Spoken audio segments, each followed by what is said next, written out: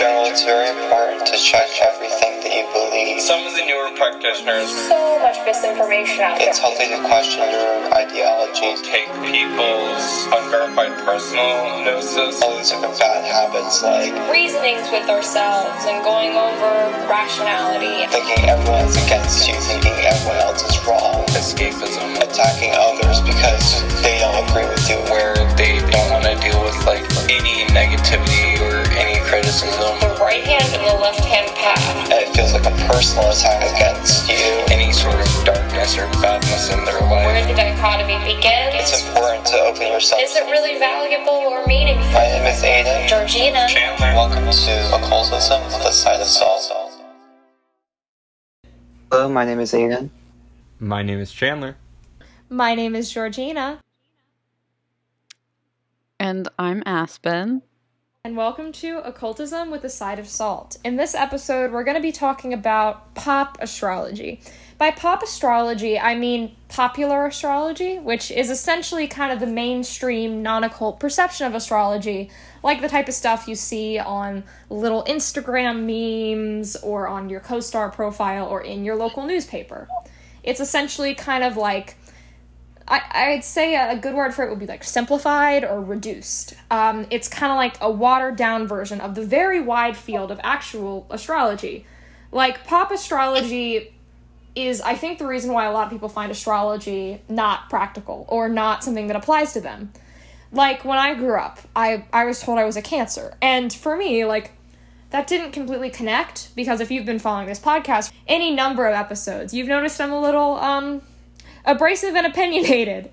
But then when I actually looked at my entire chart and spoke to actual astrologers, I realized that there's so much more going on to my chart. Like, I'm a Leo rising, and my sun is actually in the 12th house, and all these things that actually made it make a lot more sense. And once I kind of moved away from just looking at my daily horoscope or my horoscope in the little Cosmo magazines I would steal from my mom's salon, everything made a lot more sense. And I think that pop astrology is something that's fun, but I think we should have people realize is just the beginning and kind of the tip of a massive spiritual iceberg.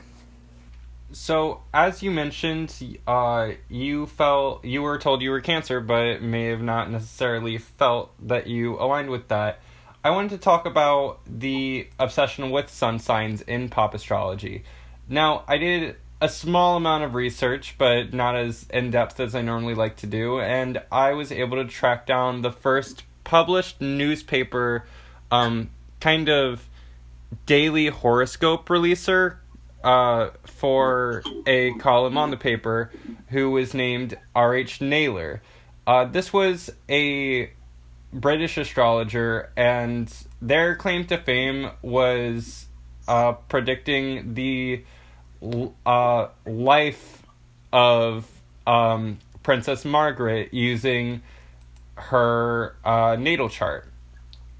Since then, I feel like in pop culture, it has been completely watered down to just saying, oh, if you're this sun sign, you are this personality trait. Like, for instance, I'm a Libra, so I've gotten so many mixed views on Libras or what it's supposed to mean, but ultimately, since it scales, it relates to balance, which is one of the loosest kind of ideas I've ever heard. I wanted to talk about this obsession with sun signs and why it's kind of misleading as an introductory topic to astrology. So, I can't recall exactly why sun sign astrology started to get popularized, but basically, astrologers in the past 100 years did not have the same level of resources and historical context for the practice of astrology as we do now. There's been a big resurgence of traditional and Hellenistic astrology with ancient texts that have been translated within the past decade. So there's kind of this distinctive shift that's happening between astrologers who relied on kind of making things up as they went, which I wouldn't necessarily say is a bad thing, but the traditional sources were not as readily available as they are now in our age of information and science and technology. So within the past 100 years, there was this split between traditional and modern astrology, like the use of the planets that were discovered, the planets beyond Saturn, so Uranus, Neptune, Pluto. Those are not used in traditional astrology, and those planets we had to come up with meanings for, basically. So at some point, modern astrology started shifting to just talking about the sun only. Going on with the kind of sun thing, I've noticed that in pop astrology, especially on like social media, that there's this big kind of thing where people basically learn that there's the three main signs, which I don't think is completely accurate, because I mean astrology goes a lot deeper than the three main positions, which would be ascendant / rising, moon, and sun. And so I've seen people thinking that when they know these three placements, they really understand astrology and it gives full depth of the personality, which once again, I mean, I just think it's an oversimplification, because like when you look at your chart, like there's so much happening. And so I feel like the sun, rising, moon is almost like a more evolved version of the sun horoscope, where it's just going, well, I know a little more, so that gives it more basis, and that makes me a little smarter. But it still has the same problem that I think sun sign astrology is continuing on. Yeah, for sure. And the whole, like, the majority of people even knowing that they have more than their sun sign is like a very recent phenomena, like last 5 years, honestly. It has like suddenly exploded. And astrology has been coming into like the forefront of like social media conversations, whereas before, until like literally the like last decade, like nobody even knew except for like a few astrologers who had studied it. But yeah, anytime anything blows up in popularity like that, and becomes like memeified, it definitely seems to lose its like impact, and lose a little bit of like its original meaning. And yeah, because from what I've learned about reading a birth chart, there is really no way to pick any one part of your chart that like defines who you are. So like the big three, sun, moon, and rising, they do say a lot. But ultimately there's still so many different methods of calculation you can use, like what's your dominant planet, or like what's your who is the ruler of your ascendant degree, and which planet is that, and what sign is that, and what house is it in. There's so many layers that just get glossed over when you only focus on one part. But such is the way of social media. Another thing that I noticed is this weird phenomenon where this whole idea of certain signs are bad or negative or good or positive.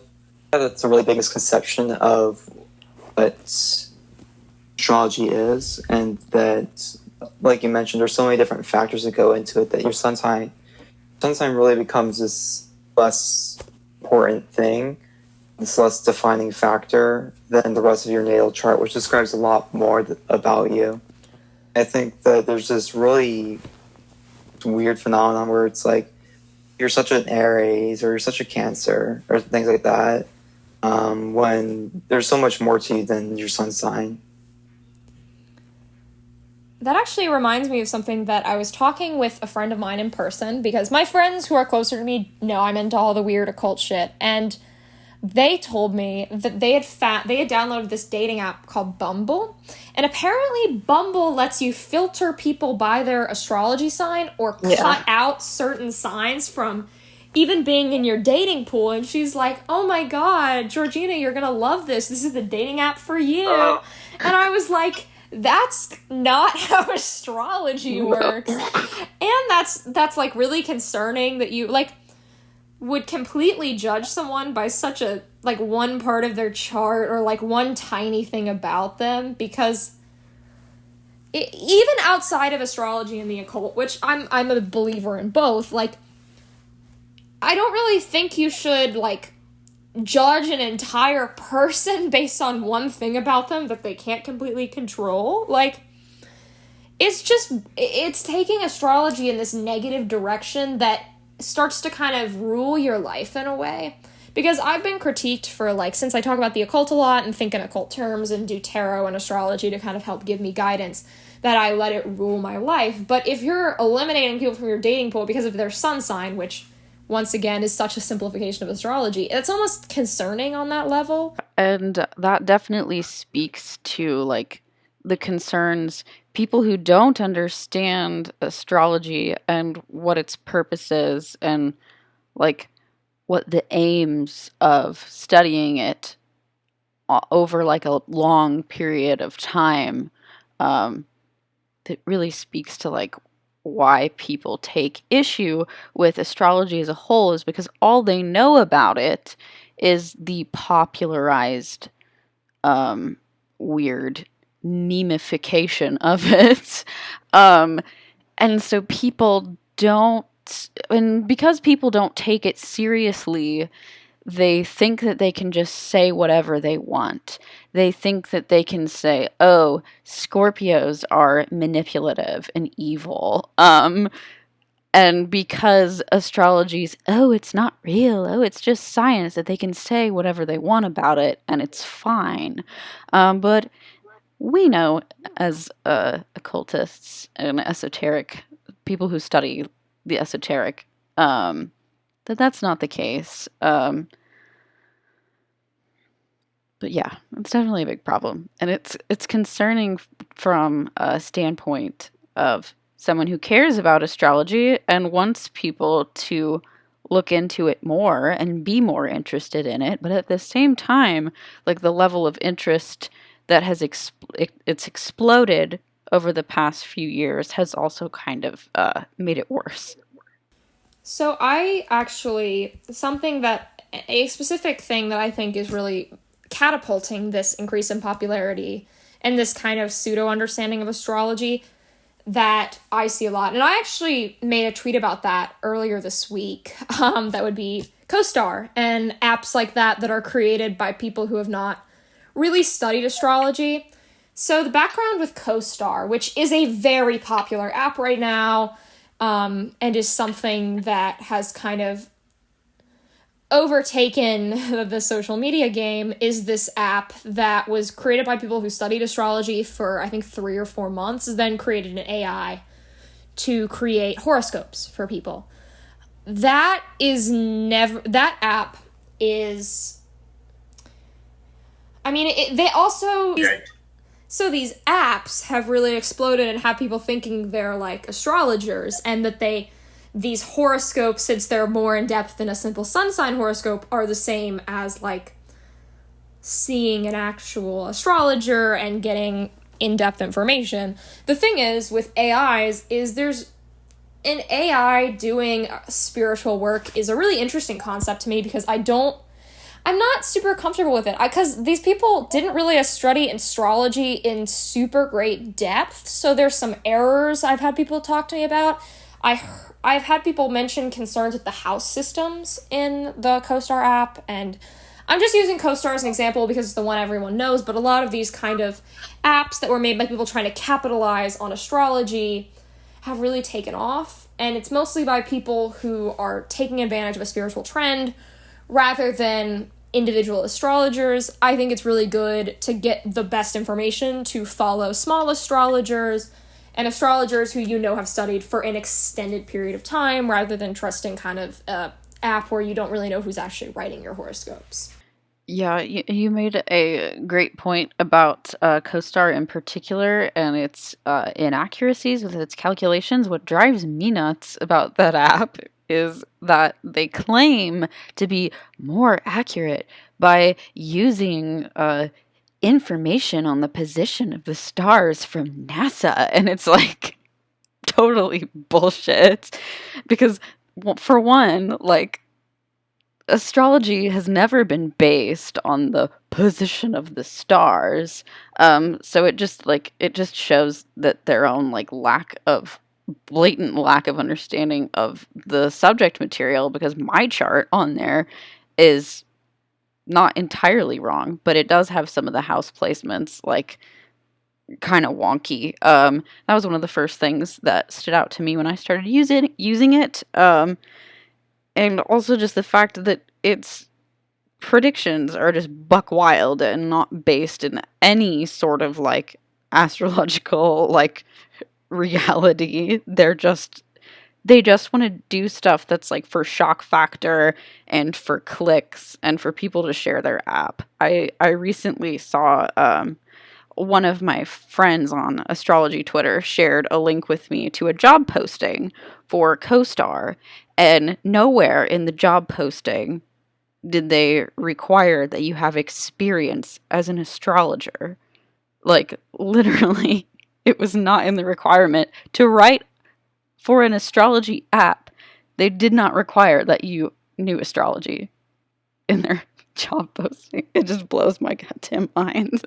That's horrifying. One thing that I do see across the board with a lot of these kinds of things, apps that are promoting astrology, and it's promoted as kind of deeper or true astrology or like whole astrology instead of pop astrology, is that they still use these weird blanket statements. Like on my time in CoStar, I constantly just saw this little plant emoji that said self-growth at the top of my daily reading or daily horoscope, and I don't think there's a bad time to develop yourself. There might be some planetary correspondences to the day of the week outside of that are like adjacent to astrology, but I'm not sure about why it was constantly like power and self-growth. Don't invest in sex and love right now.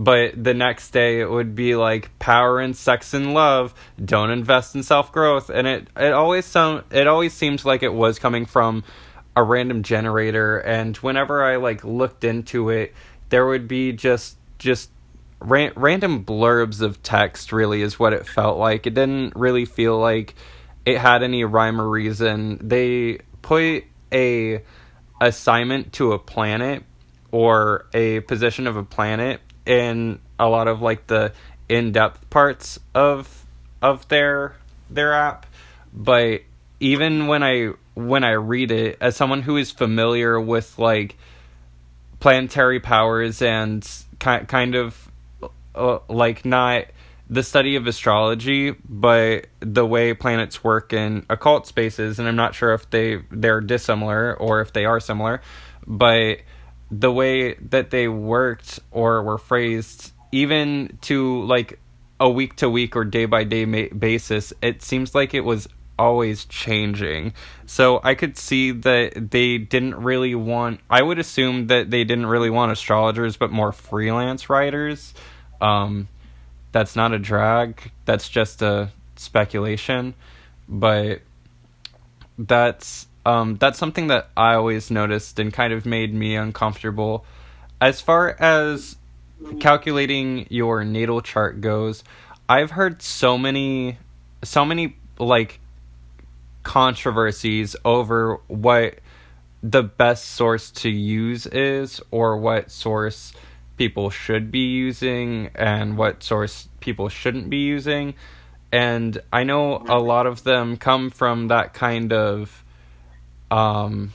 discrepancy in the calculations. Like you said, not like Aspen said, not everything was entirely wrong, but a lot of things do appear to be wonky. And like, as someone who knows their birth time down to the second, the fact that I've gotten different calculations across different websites kind of makes me skeptical of any source that I go to, which is why the first person I would go to is not an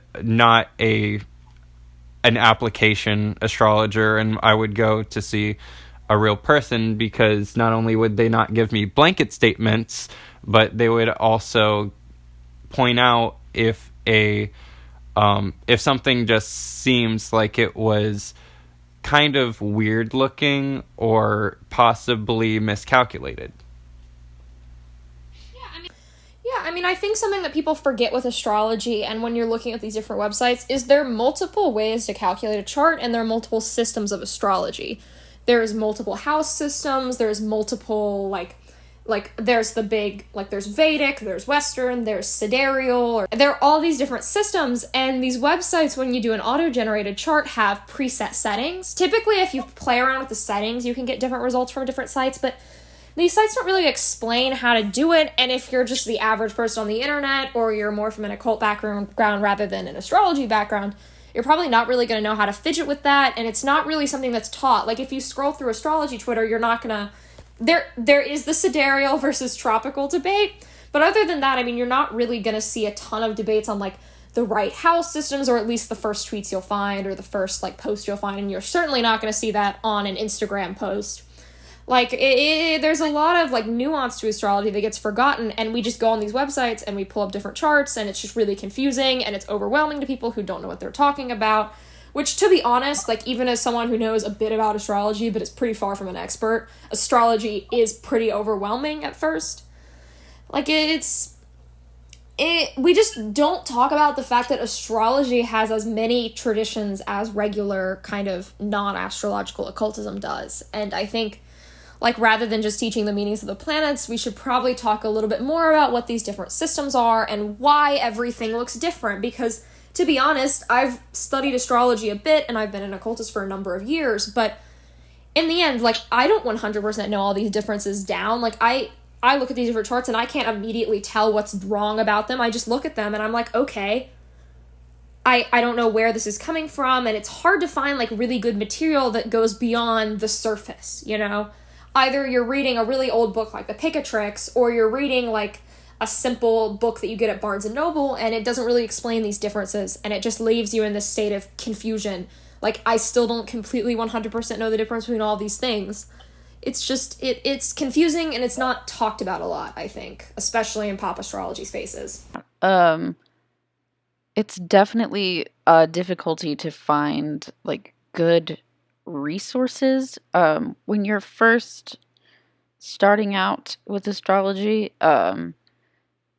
because, like you said, there is just so much conflicting info out there. I really had to dig, because I had always liked astrology my whole life, even when I thought it was only, like, just my sun sign. I always was interested in it. I didn't really heavily pick it up until, like, 2016 or so, and I still have quite a ways to go with learning it, and I still, I mean, it's the kind of thing you can study for your entire life and still be learning something new,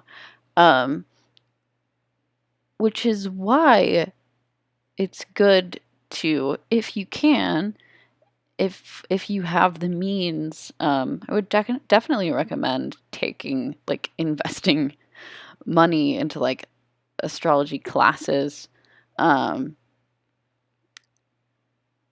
There's literally the Kepler College of Astrology, teaches the whole program. There's Astrology University. There's so many, like, amazing programs out there that you can do. But if you're just trying to, like, learn astrology just from using Google, you're gonna have a hard time, unfortunately, because, yeah, there's just a lot of different stuff out there.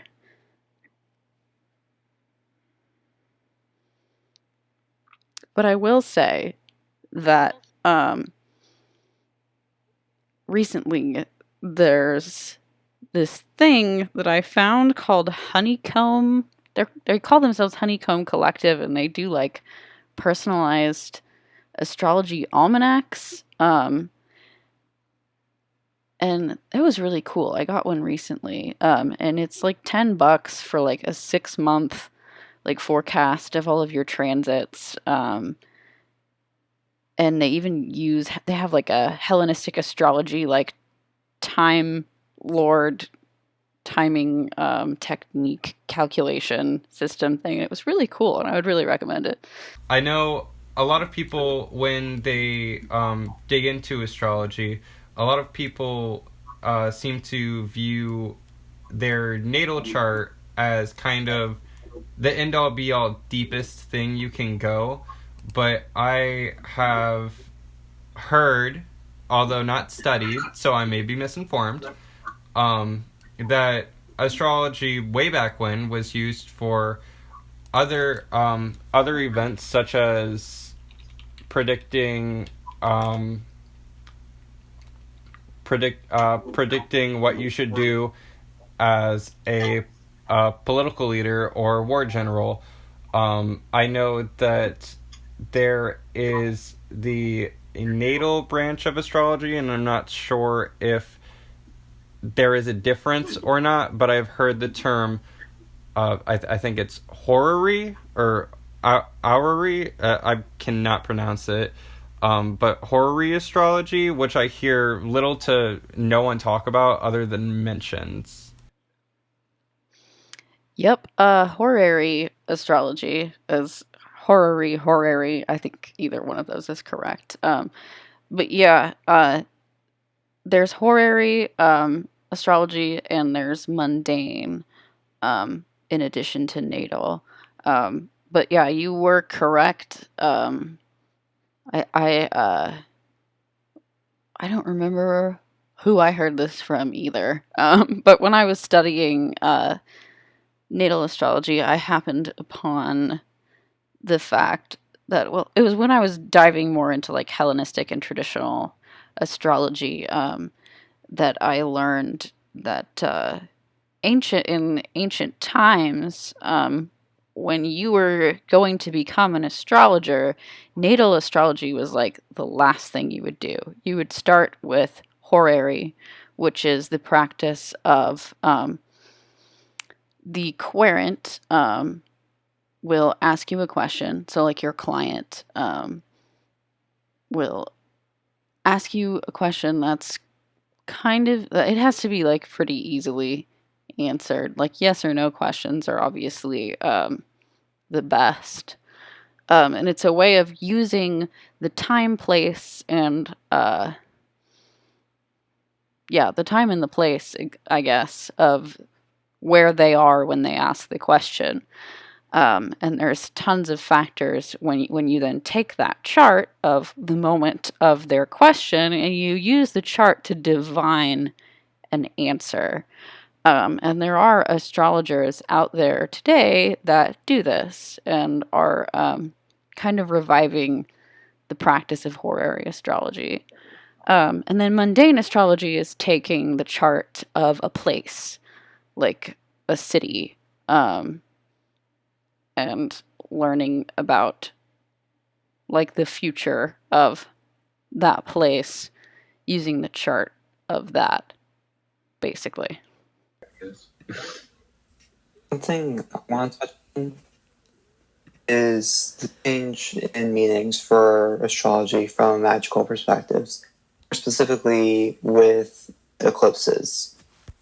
Yes. Eclipses have always been seen as a malefic, dangerous, cataclysmic event, foretelling a omen of something bad's going to happen. All around the world, you can find all sorts of things talking about eclipses foretelling a negative event. Or also, you can correct me if I'm wrong on this, it has something to do with the placement of the sun and moon at different nodes. It's like it represents death in a way, I believe. Yeah. So eclipses have kind of been. This is another thing. This is still going along with our topic of like weird, memeified, watered down astrology. Is that I feel like Twitter and Instagram and whatever like would have you believe that and like I've seen it all the time everywhere that eclipses are like supercharged full moons and eclipses are a powerful manifestation moment. And it's just like, it's just the repetition of the same like pattern of like just weirdness in the new age like community, like wanting to pretend that like things are all like for the aesthetic and for the clicks basically. Because yeah, when in reality eclipses have a very specific meaning and function in astrology and in a birth chart, and it's really just not positive. It's not positive in any system of astrology. Eclipses in Vedic astrology are also very negative because it has to do with the north and south nodes of the moon, which are the points in which the moon crosses the Earth's ecliptic. So they're the points at which eclipses happen. And they change signs approximately every year and a half-ish, with eclipses about every 6 months or so. So they are fairly common. They're not some crazy rare like spiritual portal. They are commonplace. They happen all the time. You've lived through them before and you will live through many more than likely. But every now and then they might impact your chart in an extra potent way, I suppose. But yeah, the North Node and South Node of the Moon in Vedic astrology were called Rahu and Ketu, and they're like literally like demons. They're bad guys. They're the head and the tail of the dragon. They eat and they devour, and generally just bad times. You don't want to charge your crystals under an eclipse. You really just don't. To kind of expand on that idea and generalize it more, a big thing that I do see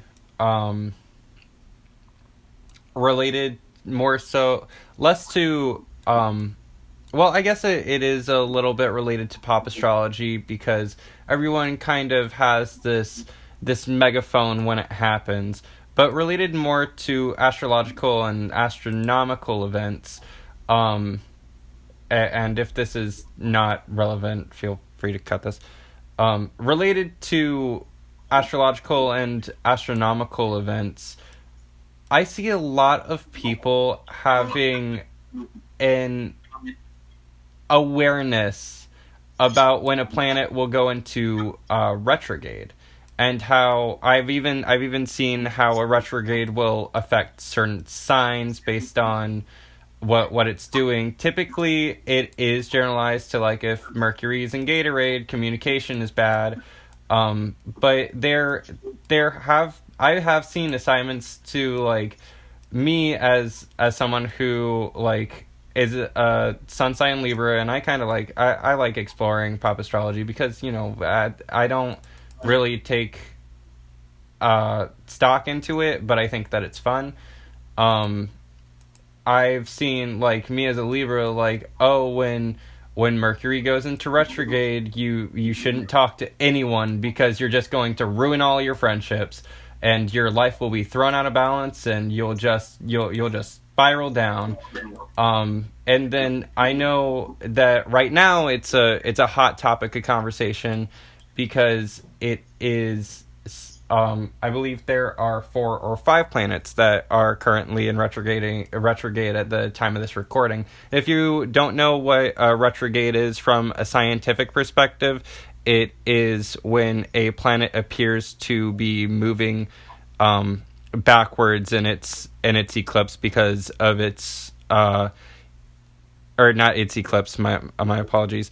It appears to be moving backwards in its revolution around the sun because of the way that the planet either revolves or rotates. I think something that's always interested me is the fact that all these planets go into retrograde and all impact you in a variety of ways, mostly negative. But Mercury is the only one anyone seems to know about.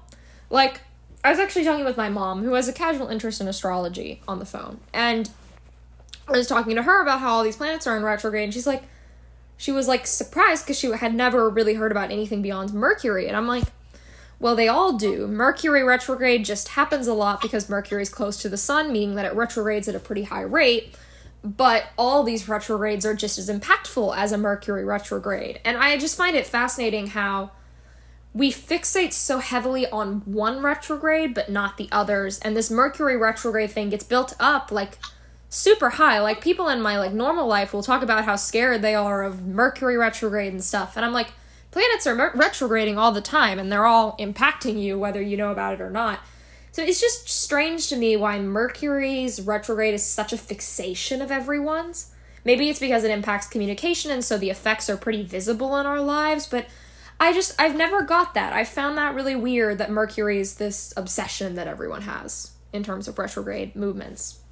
Yeah, and I've seen that too, and I even and I see people getting mad about it too, who are like, oh, all you astrology people, all you ever do is blame your problems on Mercury retrograde or whatever, and therefore astrology is fake or harmful or whatever. And so it's people just.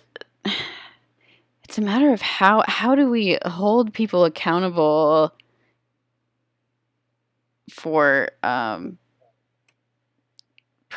putting forth correct astrological information and not just fishing for clicks and likes. Because Mercury retrograde, people grabbed onto that one, and I think it's kind of funny. It's kind of fitting to the nature of Mercury that it's the one that people talk about the most. Honestly, it totally fits the archetype. But yeah, that's definitely a thing.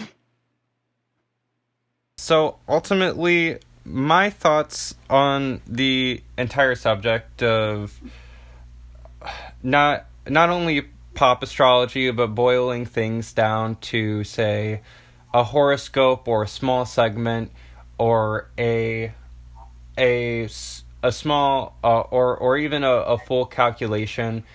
No matter how much you begin to dive into astrology, from what I've experienced, there is always one step deeper you can go.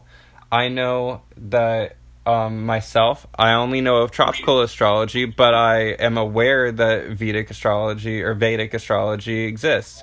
I've yet to explore it, but it is something that I want to learn, and I want to learn how the different systems work and how the difference or what the differences are, and how the different understandings of the two systems can be interpreted. As far as the mindset of this isn't real, or this is just a bunch of mumbo jumbo. I will say there seems to be a half factor of the community that kind of agrees with that statement about another half, and then outsiders looking in may see that as the entire community. I feel like the more that this age of information expands, and as we expand our understanding about different topics in occult circles or in esoteric schools, we ultimately find more and more information that we can connect to other topics that we're already aware of.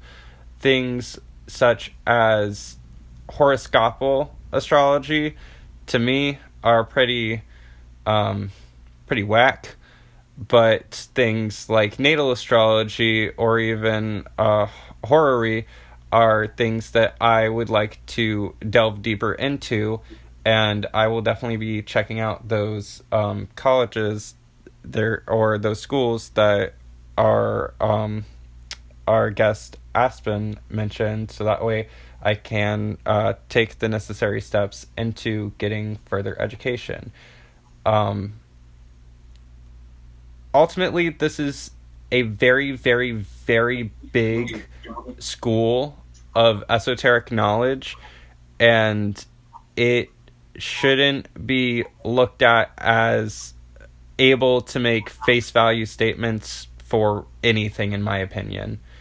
I think that it's something that people should take the time to research, and if it interests them, look into either multiple schools or multiple understandings of how astrology can affect your life, your area, agriculture, politics, war, any part of astrology that has been used in the past has information that may have influenced decisions in the past, and whether those decisions are good decisions or bad decisions, I think should be researched. And I think that the more we dive into astrology as a whole or a community, and we start negating these kind of wild cards out there, the more we can come to a truth about what astrology actually has to offer.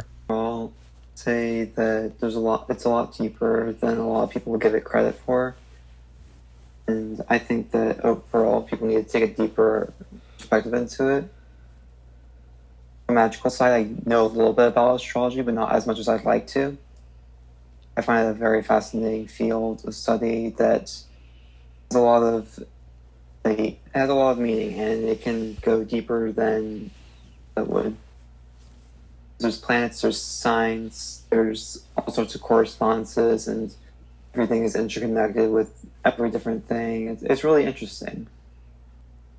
But a lot of people just kind of back to sun sign astrology and just look at it as that, and I think that's really wrong. I think that if you're genuinely interested in astrology, you should give it a deeper look, and you should probably stay away from New Age astrology, because something has a 1,000-year tradition, or even thousands of years tradition, that's probably more accurate than what some person posts on New Age website. So, I mean, like, as occultists, since I know the majority of our audience is occultist, we need to remember that astrology is just as diverse and complicated as the occult. Just like we kind of make fun of people who think the occult is just like Ouija boards and manifestation threads on Twitter, astrology is so much deeper than downloading CoStar or looking in Cosmo magazine in the horoscopes section. It's a deep study that's existed for thousands and thousands of years, and it takes a really long time to master it. And just like it takes forever to learn tarot or Kabbalah or whatever else your personal spiritual practice is, astrology is huge, and it's a big undertaking, and it's so worth the information you've gained. Like, I'm still not super deep on my astrological journey, but it's really helped me, and I think it's a really powerful practice and a great thing to add to your repertoire of spirituality, but just recognize that it's huge and it may feel overwhelming at first, but with time you'll learn a lot, and it'll help you grow as a spiritual person. Yeah, I definitely want to just kind of explain how I came into the occult, because I was originally just an astrologer. I didn't really I only knew about like the new agey type of stuff, and I didn't really take it seriously or like believe in it really at all. Until I started going deeper into my charts, and into like the meanings of the planets, and I started kind of like doing very like basic research on like low magic type of stuff, like candle magic or whatever. And I was like, oh, I was in like the type witch phase of learning about witchcraft. I was like, oh, I guess I could be an astrology witch. But little did I know that's actually a thing. Astrological and planetary magic is a huge thing in the occult, and astrology is like one of like the big three occult sciences. Basically, it's like, I think for anyone who wants to like deepen their practice and deepen their relationship to themselves, studying astrology and like studying like the working with the archetypal like threads of the world around you and yourself, with like the planets, and it's all like the main thing that astrology has taught me is like the interconnectedness of everything. Astrology, alchemy, and theurgy. When you blend like everything together in your occult practice, I think that's when it becomes kind of whole, and you begin to start having a more like full understanding. I really don't think you can avoid astrology entirely if you're going to be doing any kind of work calling on any kind of higher power, because it is, after all, as above, so below. We're working with the planets, and those archetypes in our daily lives. So I definitely think it's necessary, and I will always advocate for anyone who cares about their spiritual practice at all to study astrology. So, this has been Georgina. I've been Chandler. Aiden. And Aspen. And this has been Occultism with a Side of Salt.